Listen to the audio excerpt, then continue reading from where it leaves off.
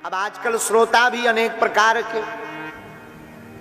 एक जगह भागवत भई श्लोक एक भी नहीं भया, तो वहां के कुछ लोग आए, बोले महाराज जी भागवत तो ही पर इस श्लोक हुआ ही नहीं।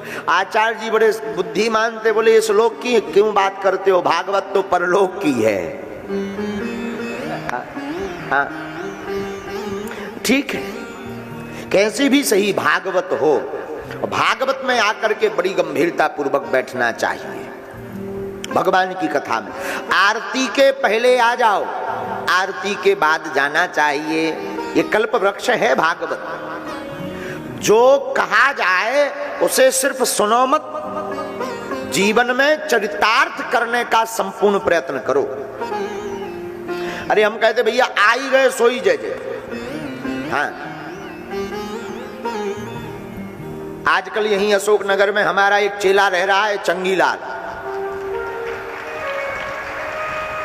बहुत ऊंचा आदमी है, हमारा चेला है चंगीलाल, यहीं अशोकनगर में रह रहा है। मकान नंबर कल बताएंगे, यहीं रहता। चंगीलाल की लोगाई मुन्नी बाई। चंगीलाल ने आज तक भागवत नहीं सुनी। लोगाई ने एक बार गाली गलौज करके कहा कम से कम पुण्य धर्म करो, धर्मात्मा बनो, कथा सुन के जाओ जाओ। बुद्धि ठिकाने लगे, मर जाने, जिंदगी भर कमाई कमाई कमाई कमाई कर रहे, नरक जाओगे नरक। ये भी रोज हैरान, अरे यार ये पूजा पाठ हमारी बस की नहीं है, तुम ही करो। अरे भाई मानो, जाओ उठो।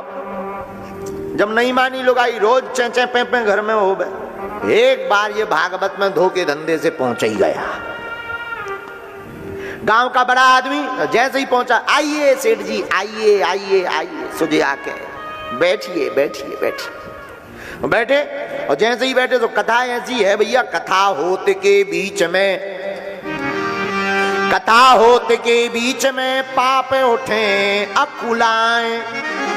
जैसे ही कथा होती है तो पाप भीतर बारे जागते हैं। कथा होत के बीच में पाप उठे अकुलाएं, या सोवे या लड़ पड़े या उठकर भग जाएं।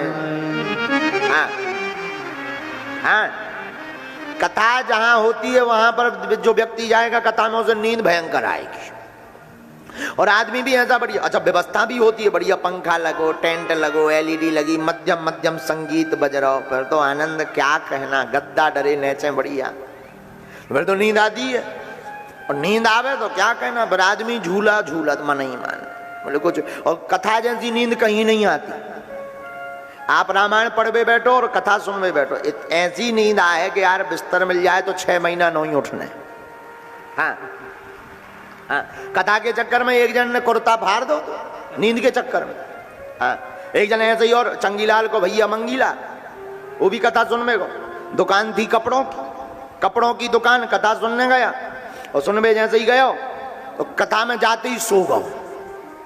और काम था कपड़ों का, सो गो सो तो ठीक है, सपने में कपड़ा बेचन लगो, बैठो बैठो भागवती के बीच में। आओ कथा चल रही हो, वो कपड़ा बेच रहा हो, और कपड़ा बेच रहा हो तो देख रहा हो सपना के एक ग्राहक आया, ग्राहक बोला कपड़ा लेना है, इसने कपड़ा निकाल के रख दिया। ग्राहक पूछता है रेट बताओ, ये बोला 5 रुपया मीटर, सस्ता जमाना। तो ग्राहक बोला 5 नहीं 4 रुपया। अरे बोले नहीं 5 लगे, बोले नहीं 4 देंगे, हम तो सिर्फ 4 देंगे। अब सपने में यहाँ बैठे, कथा चल रही, अजय सपनों में देख रहे। जब वो जाने लगा ग्राहक 5 नहीं देने लगा तो इसका दिमाग खराब हो गया। तो बोले ठीक है कोई बात नहीं, ले जा 4.5 में, 4 नहीं 4.5 ले जा, 4.5 में दोनों हाथ पसार, और आगे वाले भक्त का कुर्ता दीनों फाड़। आओ ले जा 4.5 में। तो सपने में तो बैठे ही थे, तो सपने में बैठे बैठे बैठे इनके जान हम दुकान पे बैठे, सो कपड़ा पकड़ा, सो कपड़ा सामू वाले को कुर्ता पकड़ में आ गो। अजय सपने में तो हंसे ही थे। इनने लाओ तो 2 ही पल्ला लाया, बोले ले जा दोनों हाथ पसार। अब बीच से फट गो, पूरी जेबे कट गई, ऊपर लो पहुंच गए। एक तरफ की अलग फैशन बन गई बम्बई वाली। जब सामने वाले भक्त ने 4 चांटा मारे, जब जो नींद से बाहर आए, बोले क्या हो गया क्या हो गया, मार क्यों लाए हो? अरे बोले तो 500 को नुकसान कर दो। अरे बोले तुम्हारी मार के चक्कर में हमारा ग्राहक और भक्का हो। तुम अपनी तुम अपना कुर्ता दिखाओ, बोले हमारा ग्राहक और चलो गाओ। बोले तुम्हारे ग्राहक के चक्कर में हमारा कुर्ता भी फट गाओ।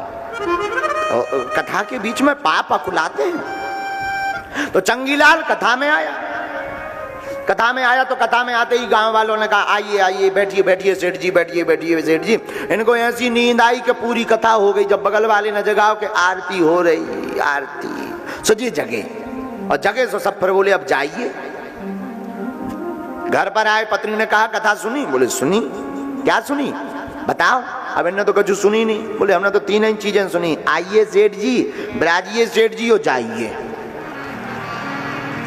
पत्नी बोली मैं बाहर में गए तो इसी का कीर्तन करो दिन भर रात, शायद भगवान लीला कर दें, कम से कम गए तो लगन लग जाए। तो बोले इसका कीर्तन करना पड़ता है। बोले कीर्तन क्या है? बोले बस ये जपते रहो, आइए सेठ जी, बैठिए सेठ जी, जाइए। अब ये दिन न रात वही लगे, आइए सेठ जी, बैठिए सेठ जी, जाइए, आइए आइए आइए, बढ़िया कीर्तन करें, माला जपें। रात हो गई। रात को भगवान की बड़ी विचित्र गति होती है। रात को एक चोर घर पर आया। ये तो बिस्तर पर बैठे बैठे आइए सेठ जी, और किस्मत की बात जो चोर हो वो सेठ ही तो बैठिए सेठ जी। जैसे ही चोर ने अंदर एंट्री की तो इन्होंने माला से कहा आइए सेठ जी। चोर को दिमाग खराब होगा, पसीना छूट गया। मालिक जग भी रहो, पहचान भी गाओ। डायरेक्ट ही कह रहा हो कि आइए सेठ जी। और चोर लगो कपबे। अंधेरा था तो फिर इसने दोबारा फिर कहा, अब दूसरा मंत्र बोला, विराजिए सेठ जी। तो चोर को दिमाग खराब कि अब भागते तो बनता नहीं है, पहचान गए हैं, सुबह जी राजा को और कहेंगे, फांसी और लगेगी, सो बैठे ही गो नीचे चरणन में। अब बैठ गए तो अब जे चिल्ला के बोले जाइए सेठ जी।